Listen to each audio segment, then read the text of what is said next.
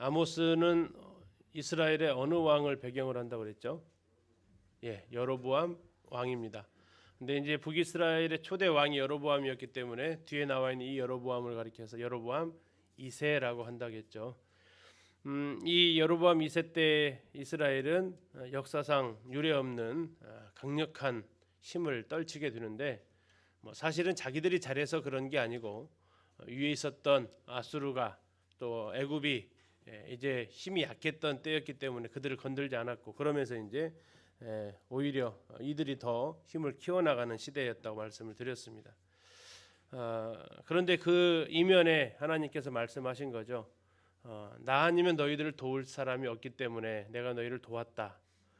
그리고 내가 너희를 멸망시킨다고 말한 적이 없기 때문에 너희들을 도와주겠다라는 열왕기하 14장에 하나님께서 그들을 향한 은혜를 말씀을 하셨습니다.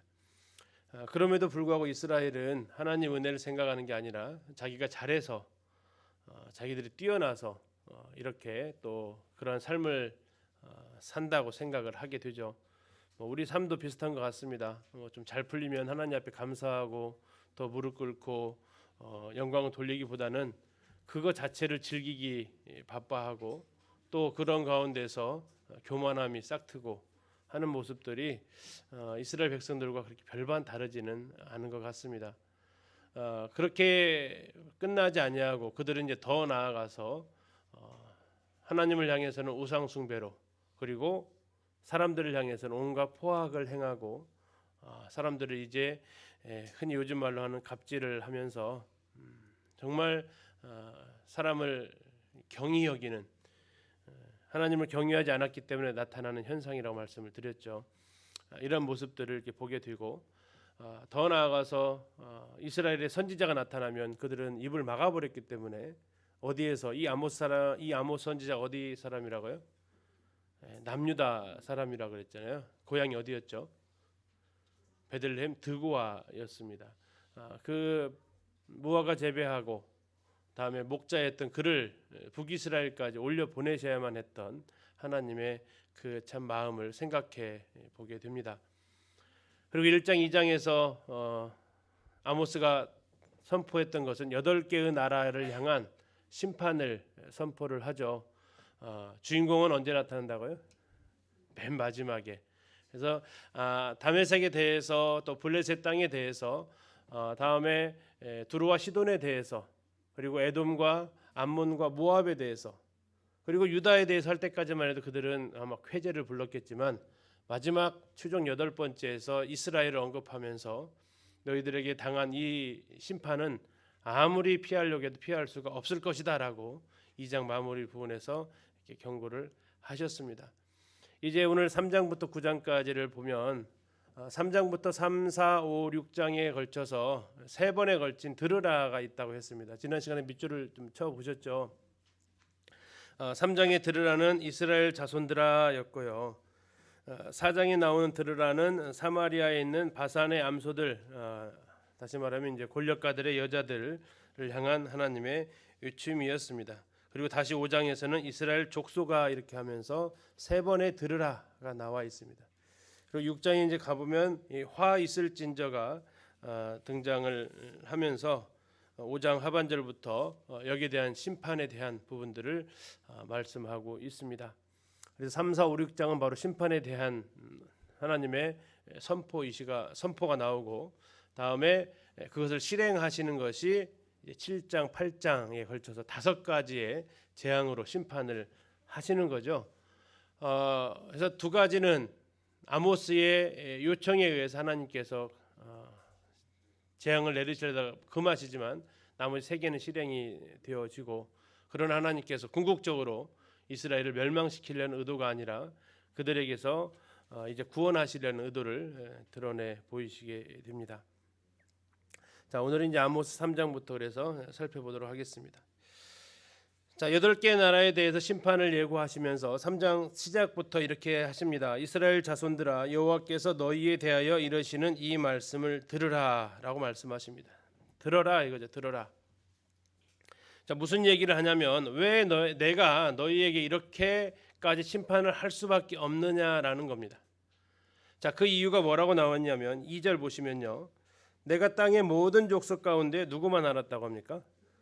너희만을 알았다라고 얘기합니다. 땅의 모든 족속 가운데 너희만 알았다. 자, 이게 행복입니까? 불행입니까?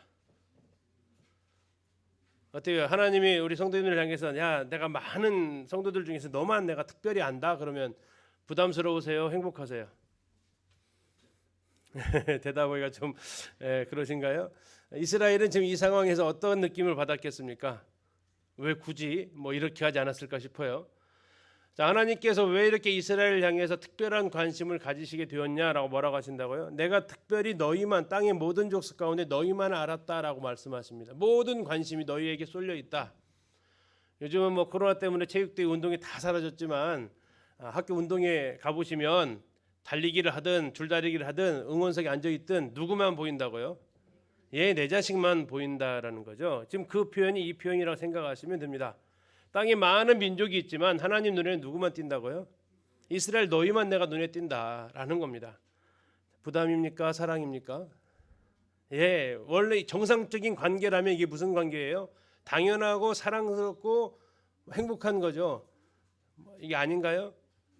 야, 운동장에서 너 아무리 찾아봐도 네가 안 보여. 이게 정상이에요? 아니면 야, 딱 가서 내가 뭐 5초도 안 돼서 너 찾아냈다. 이게 정상이에요? 이게 두 번째가 정상이잖아요. 이 관계가 좋으면요. 그런데 내가 하나님 앞에 뭔가 좀 잘못하고 있고 피하고 싶으면요. 숨죠. 숨어요. 왜 굳이 나를 이렇게 힘들게 하세요 하면서 숨습니다. 이게 뭔가 좀 틀어져 있다라는 거죠. 관계가. 자, 하나님 말씀하십니다. 땅의 모든 족속 가운데 내가 너희만을 알았다. 근데 그 다음 구절이 참 슬프죠. 뭐라고 하십니까? 그러므로 내가 너희 모든 죄악을 너희에게 보응하리라. 예, 너희만을 알았을 때 사랑만을 준다면 얼마나 뭐 달콤하겠습니까? 근데 내가 너희만을 알았는데 너희는 나만을 몰랐다라는 거죠. 그래서 내가 너희 모든 재앙을 이제 너희에게 내리겠다라고 하나님 선언하시는 겁니다. 나중에 호세아를 통해서도 보겠지만 하나님은 이스라엘과의 관계를 무슨 설정으로 이렇게 설명을 잘 하신다고요? 부부 사이로 설정을 하신다고요. 부부 사이로. 자, 결혼할 때 우리는 어떤 혼인 서약을 합니까? 이 여자도 사랑하겠습니까? 이 여자만 사랑하겠습니까? 이 여자만 사랑하겠다고 하잖아요. 이게 과도한 요구가 아니라고 그랬잖아요. 그건 당연한 요구입니다. 결혼하려는 그 두 사람에게 있어서는. 그래서 하나님께서 이렇게 지금 선언하시는 거예요. 나는 너희만 알았다. 언약을 맺으려면 그렇게 해야겠죠. 한 사람 더 하면 양다리 걸쳤다 그러고요. 그것은 오히려 더 나쁜 행동이죠. 하나님은 이스라엘만 알았는데 이스라엘은요. 하나님도 알고 또 뭐도 알아요? 바알도 알고. 이것이 이제 여로보암의 길이고 이것이 아합 집의 길이었다라는 겁니다. 자, 그러면서 하나님께서 왜 이렇게 할 수밖에 없는지 7가지의 사례를 들어서 이유가 있다라는 겁니다. 필연적이다라는 거예요. 7가지 이유를 들었는데 두 사람이 뜻이 같아야만 동행할 수 있다. 두 사람이 지금 동행하고 있다라는 것은 무슨 뭐가 깔려 있다는 거냐면 두 사람이 뜻이 같구나라는 거죠. 뜻이 같지 않으면 동행을 못한다. 지금 얘기를 하는 겁니다. 4절 사자가 움킨 것이 없는데 어찌 숲풀에서 부르짖겠으며 이렇게 나와 있죠. 사자가 부르짖는 이유는 뭐라는 얘기예요? 뭔가 잡은 게 있다라는 거죠. 잡은 다음에 소리 지릅니까? 잡기 전에 소리 지릅니까? 맹수들이요. 잡은 다음에 소리 지릅니다. 잡기 전에 소리 지르면요. 다 도망가 버리라고요. 자, 베드로전서에서 이렇게 우리는 기억을 하죠. 뭐라고 합니까? 우는 사자같이 너희 삼킬 자를 찾는다 그랬어요. 자, 우는 사자라는 얘기는 그게 무슨 뜻이에요? 그래서요. 지금 잡으려고 한다고요? 한 놈 잡았다고요? 예, 한 놈 잡았다라는 겁니다. 예, 사탄은 지금도 우리의 성도들을 잡고 또 다른 우리를 노리고 있어서 울고 있다는 얘기. 이게 지금 아모스랑 연결되어지면 그렇다는 얘기입니다. 움켰기 때문에 울부짖었다는 얘기입니다. 누군가를 제물로 삼았기 때문에 사탄은 그 다음 차례가 너다 하면서 울부짖고 있다라는 거죠. 젊은 사자가 잡은 것이 없는데 어찌 굴에서 소리를 내겠느냐 이렇게 쭉 얘기를 합니다. 뭐 그 4절, 5절, 6절 이렇게 나오는 이유는 3절부터 6절까지 나오는 이유는 지금 다 이렇게 내가 너에게 심판하는 것은 이처럼 다 이유가 있다. 그냥 내가 너희를 심판하는 것이 아니다라는 이렇게 얘기를 하는 겁니다. 7절입니다. 주 여호와께서는 자기의 비밀을 그 종 선지자들에게 보이지 아니하고는 결코 행하심이 없다. 지금 선지자에게 보이셨다라는 거죠. 그런데 너희들이 지금 여태까지 선지자들의 입을 다 틀어 막았다라는 겁니다. 결국 하나님께서는 아모스를 통해서 이 일을 다시 알려주시고 이 일을 실행하시겠다라는 겁니다. 8절에 보니까 사자가 부르짖은즉 두려워하듯이 여호와께서 말씀하시면 예언할 수밖에 없다라고 말씀하십니다. 자, 나중에 7장에서 이 베델의 제사장과 이 아모스하고 또 논쟁을 한번 벌이는데 왜 남의 나라까지 와서 이렇게 예언을 하겠어요? 자기 나라도 아닌데 아모스가 왜 국경을 넘어서 다른 나라에까지 와서 예언을 하고 있다고요?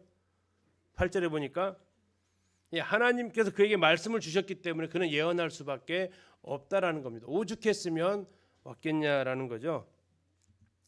자, 이제 9절부터 나와 있는 내용은 어떻게 그럼 하나님께서 심판할 것인가, 그리고 왜 심판할 것인가에 대한 거기에 대한 말씀을 하고 계십니다. 9절 보시면요, 아스돗의 궁궐들. 자, 아스돗은 어디에 있습니까? 블레셋 땅입니다.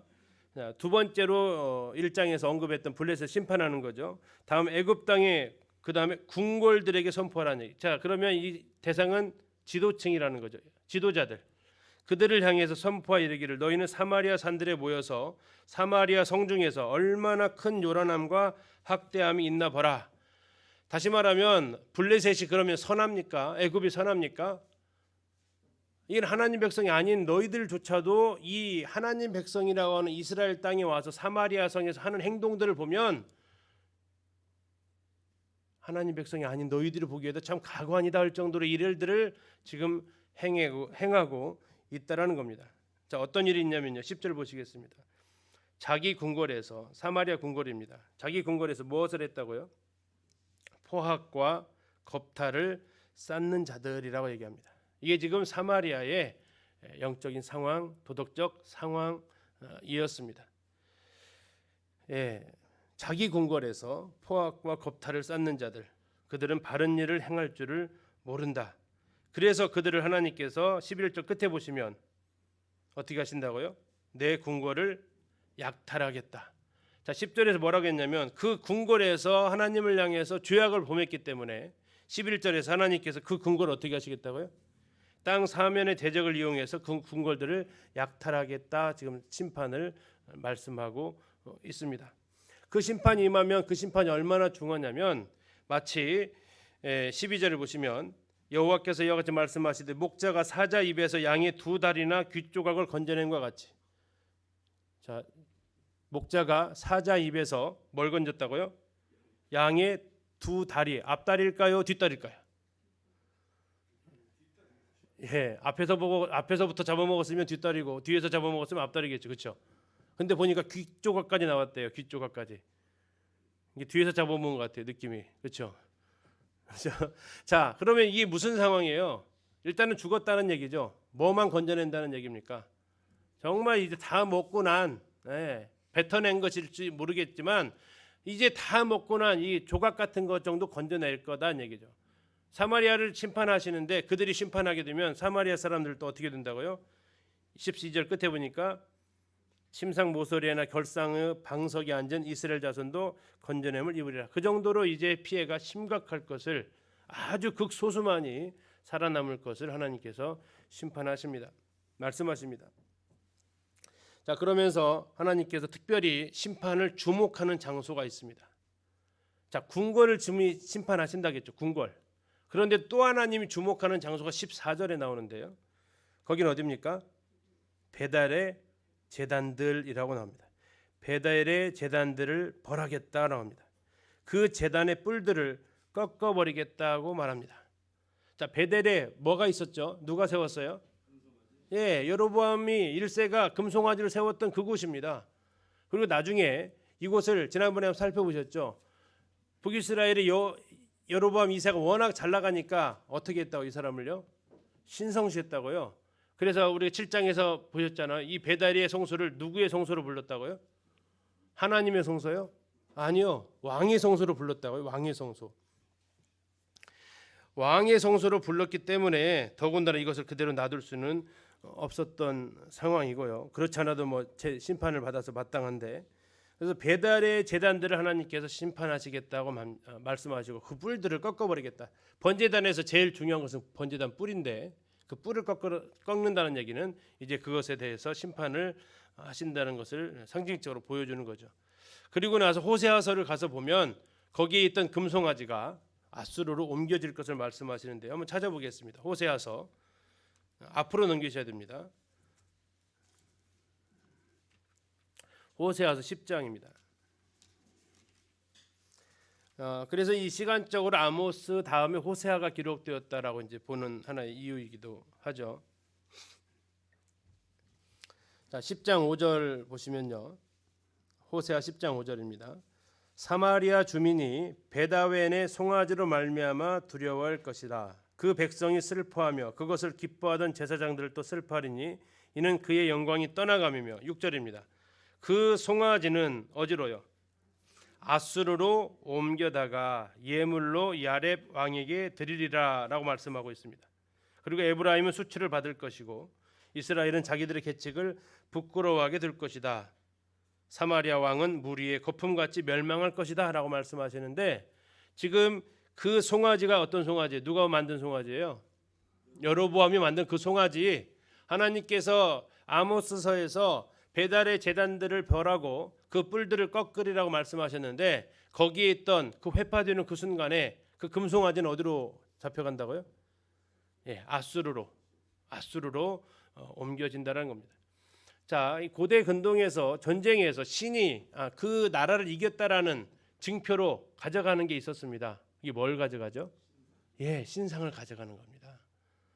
북이스라엘에 대한 정복에 대한 상징적인 의미로 그 제단에 있었던 우상, 송아지 우상을 가져간다라는 것은 이제 북이스라엘 정복했다라는 거예요. 남유다 나중에 바벨론이 정복했을 때도 성서에 들어갑니다. 성전에 뭐로 가져가요? 예, 그 신상 가져가려고. 근데 뭐가 있어요? 아무것도 없잖아요. 하나님은 형상으로 이렇게 비기지 않으니까. 그래가지고 모든 것들을, 기물들을 다 가져가는 거죠. 지금 여기에서 송아지가 아수르로 옮겨갔다라는 것은 이제 아수르가 이 전쟁에 대해서 승리했다라는 것을 보여주는 하나의 예죠. 그래서 당시 제국들에 가면 만신전이라는 게 있다고 그랬죠. 여러 제국을 정복하면 정복해서 거기에 대표되는 신들을 전부 가져다가 거기다 다 놓는 우상의 집합소죠. 뭐 그런 일들을 했는데, 바로 이 베델의 이 제단들이 하나님께서 심판하시고 그 송아지가 옮겨질 것을 말씀하십니다. 자, 15절 지난번에 보셨습니다. 겨울궁과 여름궁을 치리니 상하궁들이 파괴되며 큰 궁궐들이 무너지리라. 이건 뭐라고요? 지진이라고 그랬죠. 지진. 그래서 하나님께서 이스라엘 멸망하기 전에 이러한 지진으로서 또 말씀을 하셨다. 이게 지진 2년 전에 기록되었다라고 우리 살펴보았잖아요. 이렇게 말씀을 하십니다. 자, 그 다음에 이제 4장 1절로 가면 또 한 번의 들으라가 나옵니다. 사마리아의 산에 있는 바산의 암소들아, 이 말을 들으라. 자, 이 지도층이 있었다. 사마리아 궁궐에서 지도층이 있었다면 이 지도층을 또 다른 한 부류가 있었는데 바로 사마리아 여인들이었다라는 겁니다. 근데 그 사마리아 여인들을 왜 바산의 암소에다가 비유했을까요? 바산의 암소, 우리식으로 말하면 어떤 표현이 적절할 것 같으세요? 무슨 동물이 잘 맞을까요? 뭐 소로 비유하면 뭐 대관령의 소떼 뭐 이렇게 해야 될까요? 바산의 암소는 이스라엘에서 딱 봤을 때 말랐을 것 같아요? 통통했을 것 같아요? 통통합니다. 힘은요? 굉장히 센, 뭐 통통하니까 정말 체격도 엄청 크고요. 거기는 바산 지역은 워낙 목초가 유대 광야하고는 비교할 수 없는 목초지로 형성되었기 때문에 거기는 풍요로운 지역이었고, 거기에서 풀을 뜯어먹는 염소들은, 양들, 소들, 염소들, 이것들은 정말 풍요 가운데 살았죠. 그래서 이제 이 바산의 암소에다가 사마리아 여인들을 비유를 하는 것입니다. 자, 그들이 뭐 했냐면요, 너희는 뭘 했대요? 첫 번째가 힘없는 자를 학대했다. 두 번째는요, 가난한 자를 압제했다. 자, 이 표현하고 아까 10절에 나와 있었던 포악과 겁탈을 쌓는 당시 정치 지도자들, 맘먹는 여인들의 모습을 표현하고 있습니다. 더 나아가서 가장에게 이르기를 술을 가져다가 우리로 마시게 하라. 술 시중을 누가 들고 있어요? 남편들이 술 시중을 지금 들고 있는. 뭐 지금이야 뭐 이렇게 뭐 크게 이상한 장면 아니겠지만 이게 2700년 전의 사건이라 한다면 가히 상상할 수 없는, 조선 시대라도 이런 일이 벌어졌다면 막 아마 동네에서 난리가 났을 겁니다. 이런 일들이 이제 벌어지고 있었다라는 거죠. 그래서 하나님께서 그들을 갈고리가 뭔지 아시죠? 낚싯바늘도 이렇게 있는 것처럼, 또 정육점 같은 데 보면 이렇게 갈고리 이렇게 꺾여 있는 것처럼 그걸로 남녀를 끌어가겠다. 그리고 하르몬에 던져질 것이다 하는데, 이 하르몬은 정확히 무엇을 말하는지는 아직까지도 성경학자들도 의견이 분분합니다. 그런데 한마디로 말하면 너희들이 이제 패망할 것을 말하는데, 아수르의 정복 정책은 다른 제국들과 좀 다르다라는 거 예전에 말씀드린 적이 있습니다. 이 제국이 아수르 제국부터 제국이 출발을 하죠. 아수르, 다음에 바벨론, 다음에 바사 페르시아, 그다음에 헬라, 다음에 로마 이렇게 되어 있잖아요. 근데 이 아수르의 제국 정책은 뭡니까?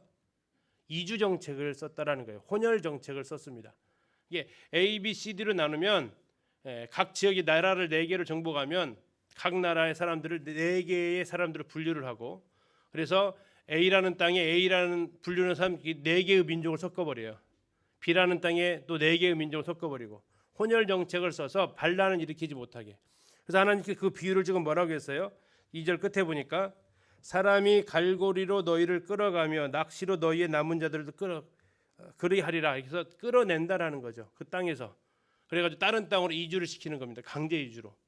자, 그렇게 해서 그들이 이제 아수르에게 패망할 것을 미리 보여주는 장면입니다. 자, 왜 이런 일들이 벌어졌느냐, 왜 하나님께서 이렇게까지 나라를 멸망시키시게 할 거냐 하는 것은 너희들이 회개할 기회를 주었는데도 회개하지 않았다라는 것입니다. 다시 하나님이 집중하시는 장소가 4절에 베델이 나옵니다. 너희는 베델에 가서 범죄하며 길갈에 가서 죄를 더하며. 자, 길갈이 추가가 되었네요. 길갈이 어떤 장소입니까? 이스라엘 백성들이 요단강을 건너와서 제일 먼저 진을 쳤던 장소입니다. 사울이 공식적으로 왕으로 기름 부음을 받았던 장소이기도 합니다. 이스라엘의 2지파 반이 땅을 기업으로 분배받았던 장소이기도 하고요. 굉장히 역사적으로 중요했던 장소가 길갈인데, 그곳을 또 뭘로 만들었어요? 우상 숭배의 땅으로 만들었다라는 겁니다. 다시 말하면 우상 숭배를 하는데 베델에다 만든 이유가 있었죠. 베델, 누구랑 가장 먼저 떠올라요? 야곱이었죠. 야곱이 하나님을 만났던 곳 아닙니까? 이스라엘은 누구의 자손이에요? 12지파가 야곱의 자손이죠. 그래서 그곳은 상징적인 장소였고, 그들은 그 베델에다가 이렇게 우상 숭배를 하는 장소로 만들었는데, 이번에는 어디까지요? 길갈에까지 이렇게 만들게 되었다라는 겁니다. 그럼 거기에서 뭐 했냐면요, 아침마다 희생제사 드리고요, 3일마다 11조를 드리고요, 수은제 드리고 낙헌제 드리고 했습니다. 종교적 행위를 했다는 얘기예요. 근데 그 종교적 행위를 했는데, 이렇게 종교적 행위를 하면서 그들은 뭐라고 생각했을까요? 종교적 행위하면서 그들은 어떻게 생각했을까요? 하나님 앞에 예배드리고 있다라고 그들은 생각을 당연히 했겠죠. 그들은 5절 중간 부분에 보시면 이스라엘 자손들아 이것이 너희가 기뻐하는 바니라, 이렇게 하면서 그들은 하나님 섬긴다라고, 우상 앞에다 하면서도 하나님 섬긴다라고. 여로보암의 길이 그 길이었다고 했잖아요. 비슷하게 또 하나가 뭐였어요? 마음대로.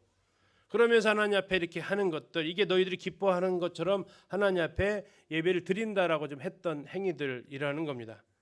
송아지 놓고 이렇게 했다라는 거죠. 그래서 하나님께서 그곳을 심판하시겠다고 합니다. 자, 어떻게 심판하시냐? 6절 보시면 또 내가 너희 모든 성읍에서 너희 이를 깨끗하게 한다. 이가 뭐냐면 이제 이빨입니다. 치아를 깨끗하게 한대요. 무슨 뜻일까요? 예, 맞습니다. 먹을 게 없다라는 거예요. 양치할 필요가 없는 거죠. 왜 양치할 필요가 없어요? 먹은 게 없으니까요. 깨끗하게 해주겠다라는 얘기입니다. 깨끗하게. 너희의 각 처소에서 그다음 설명 나오죠. 양식이 떨어지게 했다고요. 자, 먹을 게 없으면 하나님 뭘 기대했어요? 이제 먹을 거 없으니까 하나님 앞에 회개할 것을 기대했다고요. 그런데도 어떻게 했다고요? 너희가 내게로 돌아오지 아니하였느니라. 그 다음에 또 다른 하나님께서 7절에 보니까 또 다른 방법을 하세요. 어떻게 하십니까? 추수하기 석 달 전에 비를 멈추게 했대요. 어떤 성읍에는 비를 내리고 어떤 성은 비를 내리지 않게 했고, 그랬더니 어디는 이제 비 온 데는 물을 얻고 없는 데는 물을 못 얻고, 그러다가 이제 비가 안 온 데는 물을 찾으러 떠났겠죠. 근데 이제 뭐 이게 물이 제때 뭐 먹을 수 있는 물이 아니기 때문에 가뭄이 찾아오게 됩니다. 그러면 하나님께서 뭘 기대하셨겠어요?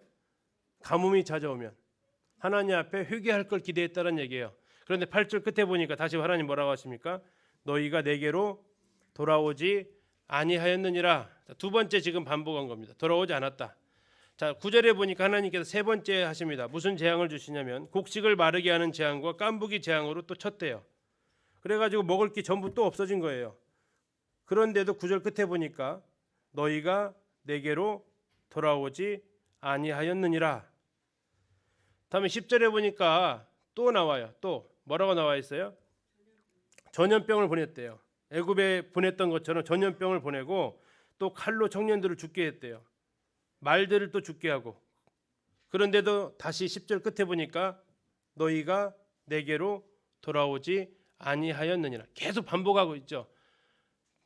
다시 말하면 너희가 나에게로 돌아오라고 계속 이렇게 징계를 준 거죠. 11절에는 어떻게 하셨대? 이번에는요. 너희 중에 성읍을 무너뜨렸다고 말씀하십니다. 소돔과 고모라를 무너뜨린 것 같이. 그런데도 어떻게 했다고요? 너희가 내게로 돌아오지 아니하였느니라. 자, 몇 번 나왔어요? 총 5번 나왔죠. 일을 깨끗하게 해도도 안 돌아왔다. 가뭄이 찾아와도 안 왔다.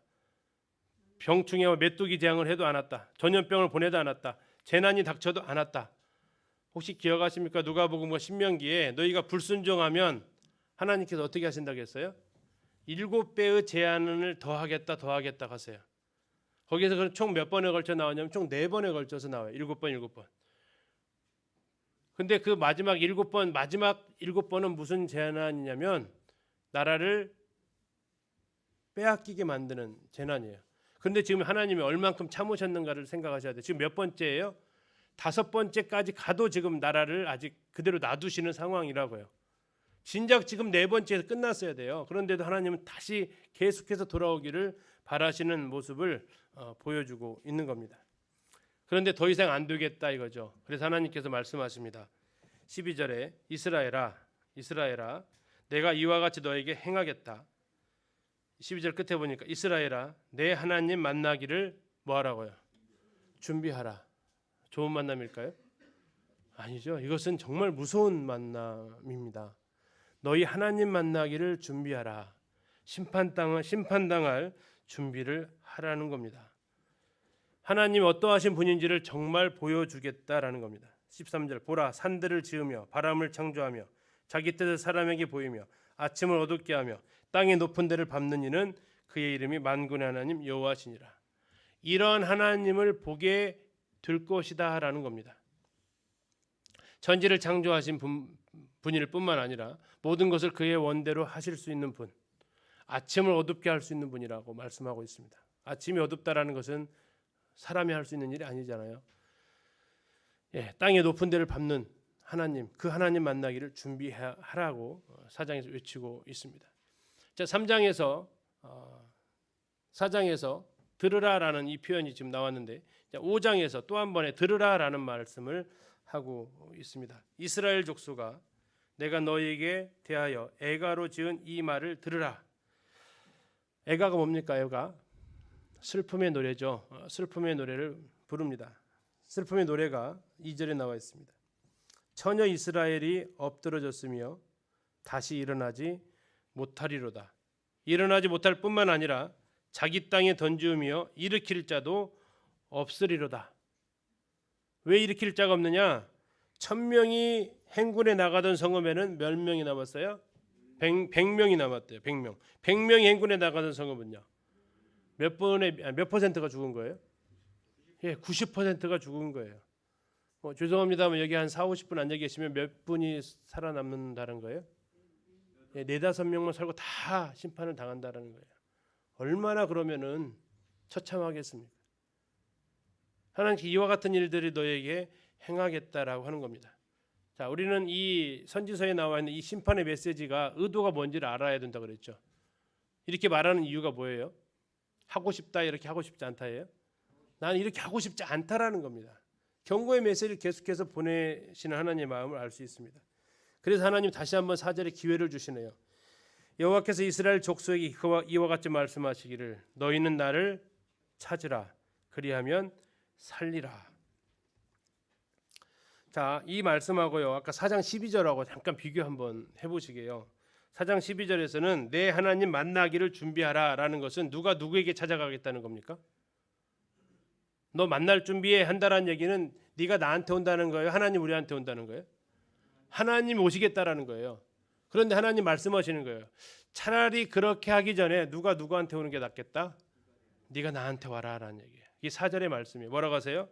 너희는 나를 찾으라 그리하면 산다. 내가 너희를 찾으면 죽는 거예요. 너희가 나를 찾으면 내가 살려주겠지만 내가 너희를 찾아가서 너희가 나를 만나게 되면 그때는 더 이상 기회는 없다라는 겁니다. 하나님은 다시 한번 외치시는 겁니다. 너희가 나를 찾아라. 그런데 이 말씀과 같이 반대 방향으로 된 것이 뭐였냐면 그들이 하나님을 찾은 게 아니라 누구를 찾았습니까? 우상을 찾았다라는 겁니다. 5절입니다. 하나님 말씀합니다. 뭘 찾지 말라고요? 뭘 찾지 말래요? 베델을 찾지 말아라. 베델을 찾지 마라. 지금 계속 베델이 나오죠. 여러분 우상 숭배 갔던 그 길에 베델을 찾지 말아라라고 말씀하세요. 베델 찾지 말고 나를 찾으라라고. 그들은 지금 베델로 가면서 하나님 찾는다고 갔는데 아니다. 그렇게 가지 말아라. 어디로도 갔다고요? 길갈로도 가지 말라. 자, 근데 하나 더 장소가 나와요. 어디가 나와요? 자, 부엘세바는 어디 땅이에요? 남유다 땅이에요. 이 드고와 목자 이 남유다 사람이잖아요. 지금 남유다 상황도 어떻다는 얘기예요? 예, 북이스라엘 같지는 않지만 여기도 지금 나쁜 짓을 하고 있다라는 겁니다. 무슨 짓이요? 베델에 쌓았던 것과 동일한 것을 이곳에서 하고 있었다라는 거예요. 베델에 뭐가 있었죠? 금송아지가 있었어요. 부엘세바에는 뭐가 있었을까요? 이따 보시도록 하겠습니다. 자, 그러면서 하나님 말씀하세요. 여기가 이 세 장소 베델, 길갈, 부엘세바 이 세 장소의 특징이 뭘까요? 예, 산당이 있었던 곳입니다. 지방 성소가 있었던 곳이에요. 산당 성소는 하나님 앞에 예배 드린다라고 했던 장소들이라고요. 아합의 길이 아닙니다. 여로보암의 길입니다. 하나님 섬긴다고 했던 그 장소들을 그곳에 그들이 예루살렘이 아닌 하나님이 지시한 곳이 아닌 자기가 원하는 곳에서 하나님께서 하라는 방식이 아닌 자기들이 비슷하게 했던 그 장소.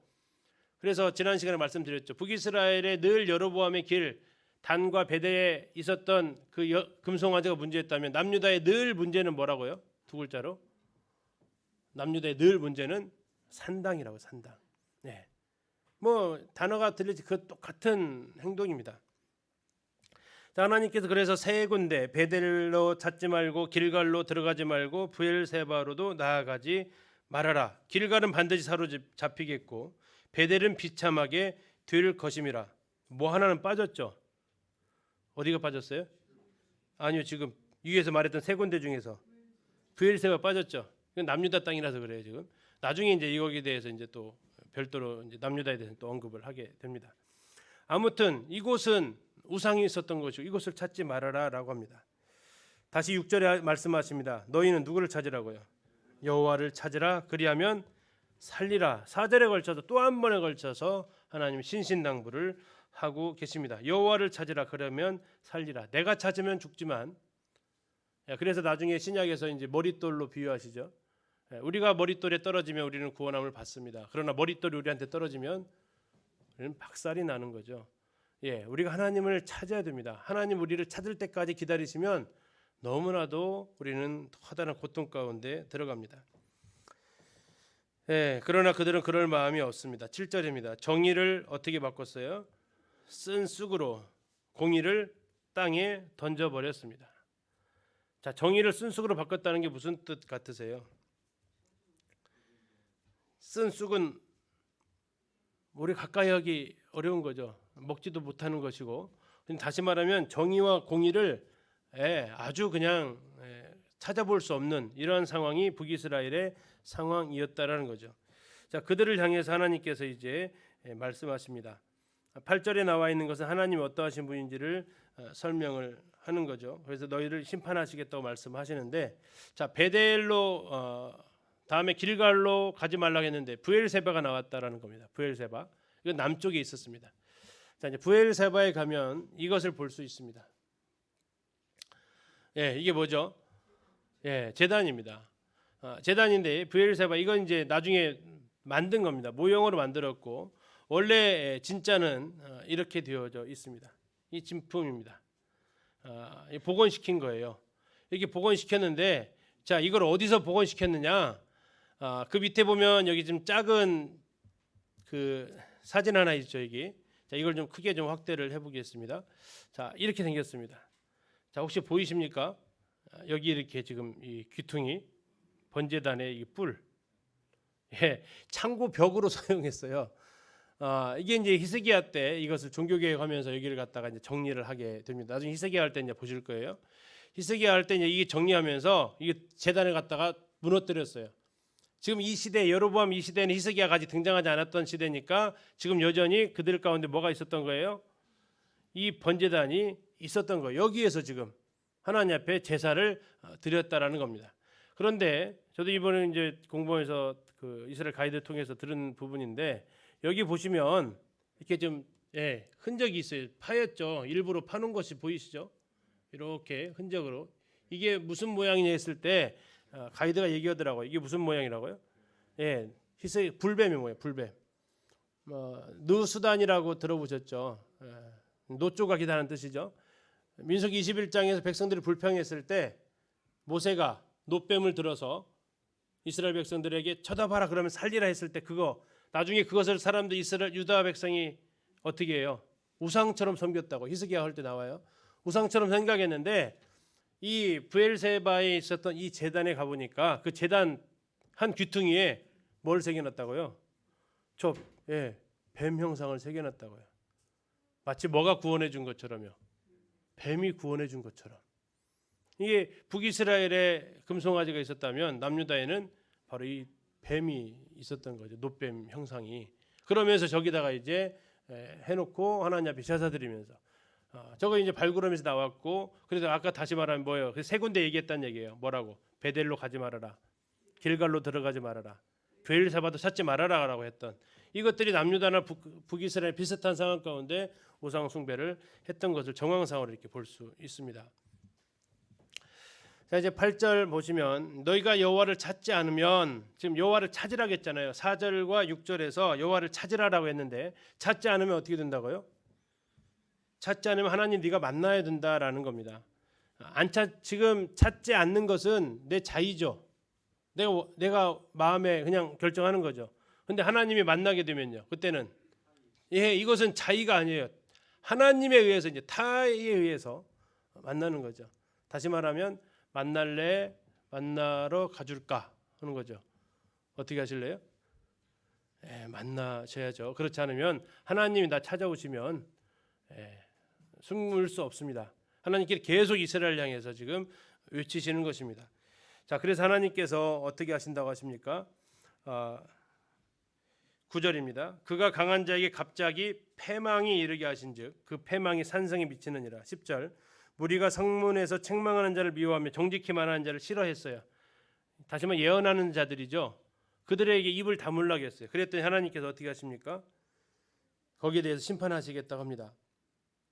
자, 또 이런 행동뿐만 아니라 11절에 힘없는 자를 밟고 미래에 부당한 곡물세를 거두고 다듬은 돌로 그 돈 모아가지고 다듬은 돌로 집을 건축하고 포도원을 꾸몄지만 하나님께서 그거에 대해서 이제 심판하시겠다라고 말씀을 하십니다. 12절입니다. 12절 5장 12절 너희의 허물이 많고 죄악이 무거움을 내가 아노라. 너희는 의인을 학대하며 뇌물을 받고 성문에서 가난한 자를 억울하게 하는 자로다.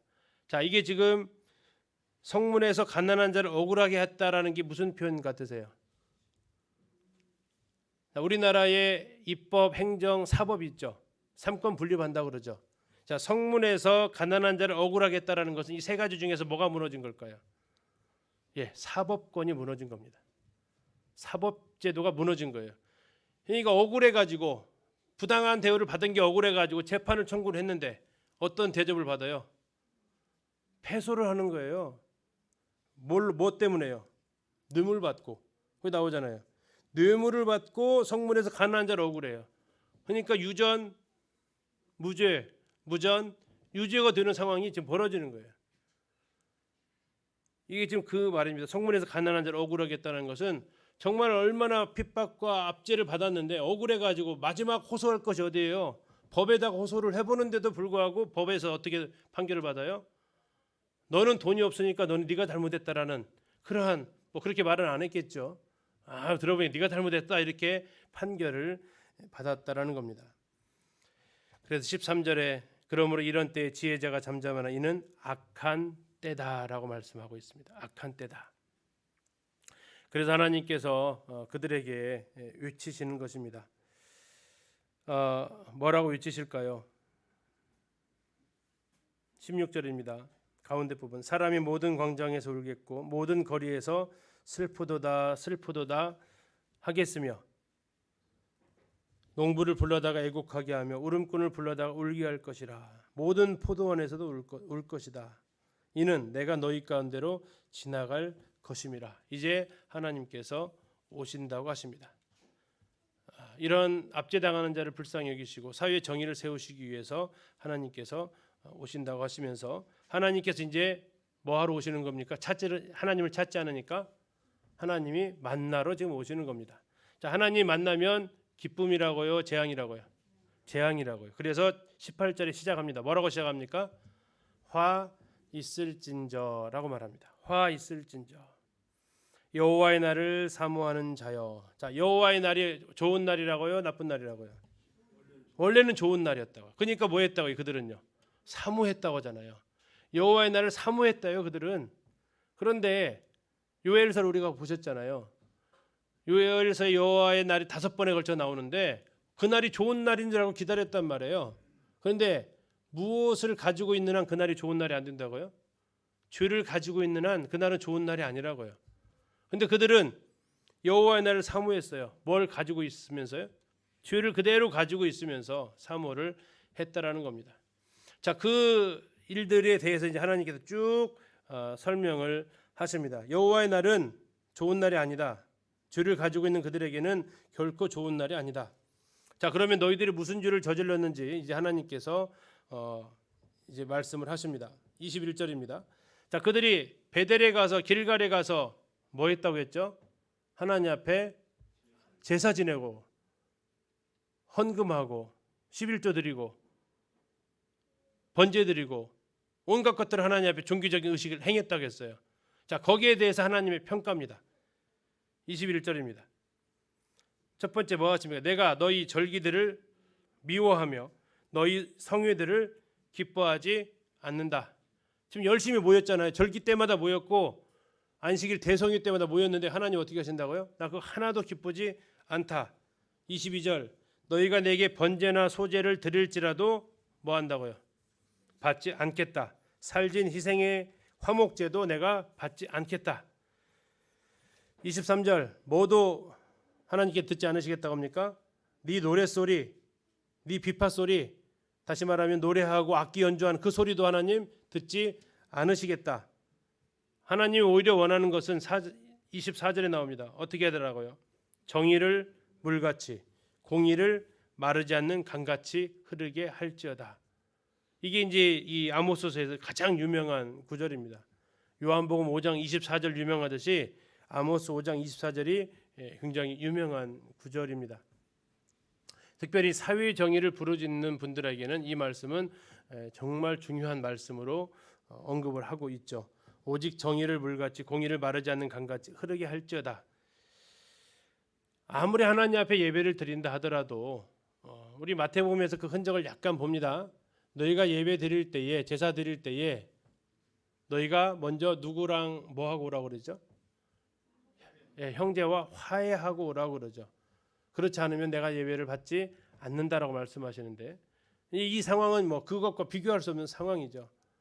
자, 그렇게 온갖 사람들을 향해서 월화수, 그들 말로 쉽게 해서 이제 6일간, 일월화수목금 6일간 열심히 사람들에게 압박을 하고 막 패역한 행동을 하고 사람들을 괴롭히고 못살게 굴고 하다가 일요일 안식일 하루 와가지고 그곳에 찾아와서 하나님 앞에 제사 지내면서 정해진 악기 반주에 맞춰서 노래도 부르고 동물로 하나님 앞에 전제도 올리고 11조도 하고 하는 행동들에 대해서 하나님 뭐라고 하신다고요? 다 집어치워라는 거예요. 다 집어치워라. 이게 이제 나중에 말라기를 가면 또 한 번 이런 비슷한 상황을 하나님이 말씀하고 계십니다. 사람들에게 함부로 하는 사람들이 하나님 앞에 나와서 이렇게 예배하는 듯한 이런 행동은 하나님은 정말 가증스러워서 볼 수가 없다라는 거죠.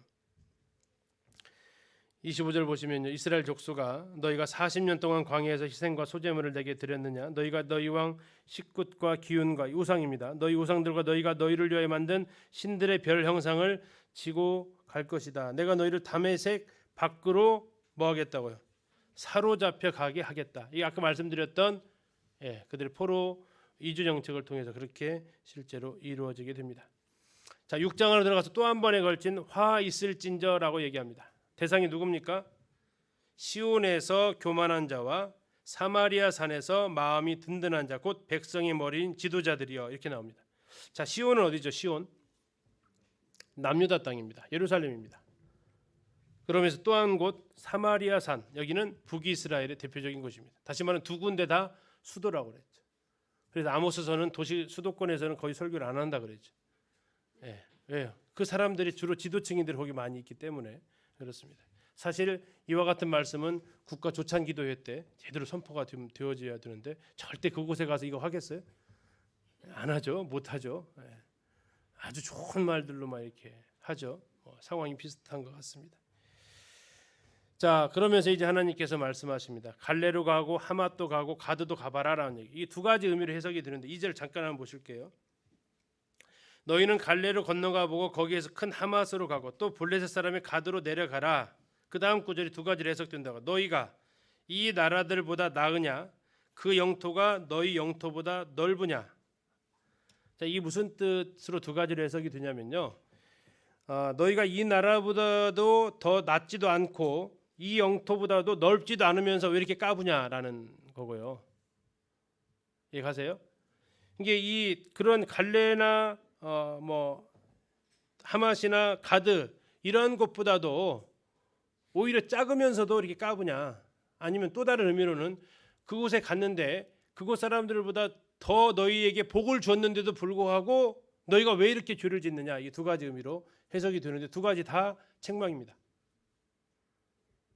자, 두 가지 상황 이해 가세요? 자, 가서 봐라. 보면 거기보다도 너희들이 별로 나은 것이 없는데도 이게 까불어 하는 거. 왜 이렇게 죄를 져 하는 거고. 가서 봐라. 그러면 너희들보다 가서 보면 너희에게 얼마나 큰 복을 줬는지 너희가 알 거 아니냐. 그런데도 왜 이렇게 말을 안 듣냐라는 겁니다. 이것이 이제 이 두 가지 의미를 다 가지고 있는 구절인 바로 이 2절에 대한 해석인데요. 뭐 어느 것을 취하든지 지금 하나님께서 그들을 향한 책망을 하고 있는 겁니다. 자, 무슨 책망을 하고 있습니까? 3절에 보니까 흉한 날이 뭐라고 합니까? 멀다. 흉한 날이 멀대요. 다시 말하면 뭐 우리나라 망한다라는 거 뭐 할 수 없다고요? 생각할 수도 없다라는 거예요. 이 지금 잘 나가고 있잖아요. 나라가 망한다는 건 뭐 상상할 수도 없는 거라고 얘기합니다. 4절에 보니까 또 어떻게 합니까? 상하상에서 기지개 켠대요. 이게 뭐예요? 게을러 빠진 거죠. 침상에도 뒹굴뒹굴 하고 있는 겁니다. 그 다음에 어린 양과 송아지를 잡아먹는다고요. 제가 말씀드렸죠. 양이 맛있어요? 어린 양이 맛있어요? 소가 맛있어요? 송아지가 맛있어요? 전부 좋은 것들만 지네들이 다 먹고 있다라는 겁니다. 식탐과 쾌락을 풍류를 즐기고 있다라는 거죠. 5절 비파 소리에 맞춰서 다윗처럼 자기를 위하여 악기를 제조하고 풍류죠, 풍류. 예. 6절 대접으로 포도주를 마십니다. 예, 폭음, 과음. 귀한 기름을 뭐 한다고요? 몸에 바르면서. 오늘날과 별로 다르지 않죠. 귀한 기름을 갖다가 이렇게 목욕하듯이 몸에 바르는 이런 모습들을 책망하고 있습니다. 자, 그래서 하나님께서 어떻게 하시겠다고요? 7절 그러므로 이제는 사로잡히는 자 중에 앞서서 사로잡히게 될 것이다. 8절 만군의 하나님 여호와가 말씀하셨다라고 하나님 선언을 하십니다. 자, 그러면서 또 지진이 날 것을 이야기를 하는데 10절은 정말 처참한 상황을 보여주고 있어요. 10절을 보시면요. 죽은 사람의 친척고 시체를 불사를 자가 그 뼈를 집 밖으로 가져갈 때에 그 집 깊숙한 곳에 있는 자에게 묻기를 아직 더 있느냐 하면 대답하기를 없다리니 그는 말하기를 잠잠하라 우리가 여호와 이름을 부르지 못할 것이라 라고 얘기를 하고 있습니다. 무슨 뜻 같습니까? 지금 집이 이제 아마 무너졌든지 뭐 처참하게 죽어가서 그 시신을 꺼내는데 물으는 거예요. 또 있냐? 시신 또 있어? 하는데 뭐라고 한다고요? 더 있냐 하면 없다. 뭐 찾을 수도 없는 거고 이게 완전히 처참하게 지금 심판을 하시는 모습입니다. 11절 여호와께서 명령하심으로 타격을 받아 큰 집은 갈라지고 작은 집은 터지리라. 이게 뭐라고요? 지진이라고요. 지진. 자, 이렇게 하나님께서 심판할 것을 지금 말씀을 하고 있는 겁니다. 왜 그렇게 그들이 이러한 심판을 받게 됩니까? 다시 한번 나오는데요. 12절 끝에 보시면 너희는 정의를 쓸개로 바꾸며 아까는 뭐였죠? 정의를 쓴 쑥이라고 그랬죠. 쓸개 다 쓴 겁니다. 다 이것도 마찬가지로 공의의 열매를 쓴 쑥으로 바꾸었느냐. 하나님은 정의를 물같이 공의를 마르지 않는 강같이 흐르게 하기를 원하시는데 그들은 그렇게 하지 않았다라고 지금 하나님 책망하고 계십니다. 13절 허무한 것을 기뻐합니다. 우리의 힘으로 뿔들을 취하지 아니하느냐 이렇게 말하고 있습니다. 교만을 행하고 있습니다. 그래서 그들을 이제 14절에 보시면요. 우리 열왕기 하하고 여기서 연결시키셔야 됩니다. 잘 기억하십시오. 열왕기 14장에 나왔던 단어랑 만군의 하나님 여호와의 말씀이니라. 이스라엘 족속아 내가 한 나라를 일으켜 너희를 치리니 그들이 하맛 어귀에서부터 아라바 시내까지 너희를 학대하리라. 무슨 뜻이에요? 자, 여로보암 2세 때 국경이 북쪽으로 어디까지였죠? 어디까지 했어요? 예, 하맛까지요. 남쪽으로 국경이 어디까지 했어요? 아라바까지요. 근데 그걸 하나님 뭐라고 하세요? 내가 너희를 한 나라를 일으켜서 아수르죠. 한 나라를 일으켜서 너희를 칠 텐데 어디서 어디까지요? 하맛에서부터 어디까지요? 아라바 시내까지요. 어떻게 했다는 얘기 다시 말하면 예, 그 땅 이스라엘 땅 전체를 갖다가 심판하시겠다는 얘기예요. 이게 통일된 이스라엘로 표현하자면 단에서부터 부엘세바까지 표현이 분열왕국 시대의 북이스라엘의 표현으로 빌리면 어디서부터? 하맛에서부터 아라바까지. 이 단어가 그 뜻이라고요. 그래서 여로보암 2세가 열왕기 14장 25절에서 나왔잖아요. 여로보암이 하맛 어귀에서부터 아라바까지 영토를 차지했는데 거기까지 그 땅을 전부 다 하나님께서 이제 심판하시겠다라는 겁니다. 자, 이렇게 화 있을진저 얘기를 하시는데 그래서 하나님께서 이제 거기에서 교만한 자들을 향해서 하나님께서 심판하실 것을 말씀을 하고 있습니다. 예, 그래서 말씀드린 대로 한 나라 아수르를 일으켜서 하맛 어귀 북쪽에서부터 남쪽 아라바 시내까지 너희를 짓밟게 될 것을 말씀을 하셨습니다. 자, 이제 7장, 8장, 9장은 하나님께서 이스라엘을 5가지로 심판하시는 장면이 등장하고 있습니다. 잠시 쉬었다가 7장부터 나머지 9장까지 이렇게 살펴보도록 하겠습니다.